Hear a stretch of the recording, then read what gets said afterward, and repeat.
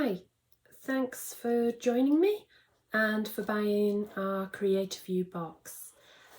I just wanted to go through with you quickly before you watch the video and what you'll actually get in the box and what each piece is. So this is your box and let's open it and see what's inside. Well, of course I know what's inside, but I want you to find out. So open the box and here we go. We'll open this paper up and inside we will have 6 fabric textile paints, enough to actually do the project that we're going to be doing today. Each month we will have a different stencil in the box. This is the one that we're going to be working at the moment, this gorgeous sausage dog, and I hope you'll enjoy using it. Also in the box is a paint mat.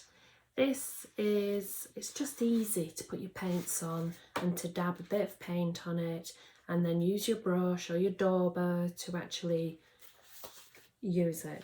This is one that I've been using previously, but once you've actually got paint on it, you can wash the paint off either in a sink or using a baby wipe or using a wet cloth. You can reuse it again and again.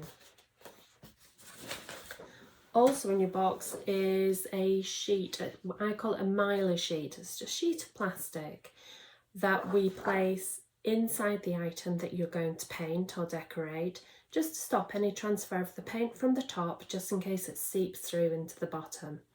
So this will be useful. And again, you can wipe that clean and reuse it. Also in the box is a Dauber. That's what we'll be using a lot of in this session with this box. Sometimes, some months we'll use it a lot, sometimes we'll use it a smaller amount. But basically it fits on the end of your finger, or you can hold it and you dab it in the paint, and don't put too much paint on it, and on your paint mat just squidge it off, and then you will use that to dab paint through your stencil. Alternatively, we have a sponge.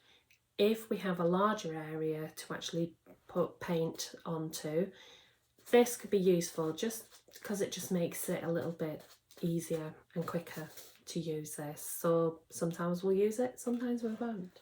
This is the paintbrush that's included. As you can see, I've used mine. I use this all the time, and this can be used just to apply paint, to just improve areas. You'll see as we go on as to and how we will use it. And we have wishy tape. This, as you'll see throughout the tutorial, we use this to hold down the stencil and to cordon off areas that we don't want the paint to be going onto. It's quite handy, so we need a roll of this. Today I will be using the paints and the stencil to create a cushion on a cushion cover. Now the cushion covers are not included in the box. We are able to supply them, so if you like, we can supply cushion covers, bags for life, those kind of things for you, or you could decorate your own t-shirts or upscale, save the environment. But this is the cushion cover that I'll be starting with today.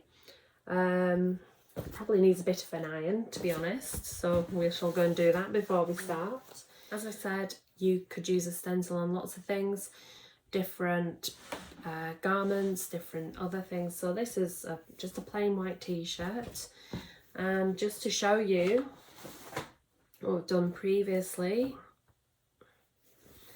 this is one that I've done for my daughter and she loves it. She actually helped me do it. You could decorate anything. You can decorate clothes, jeans, jackets,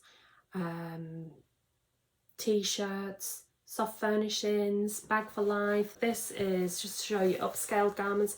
This is a stencil that we will use at some point, one of the months. It's one of the things I've got planned, so it's really good and quite exciting. But just on a pair of jeans, just to upscale it, make them individual to you, and as you'll see, you can do your own version of what I'm showing you to do.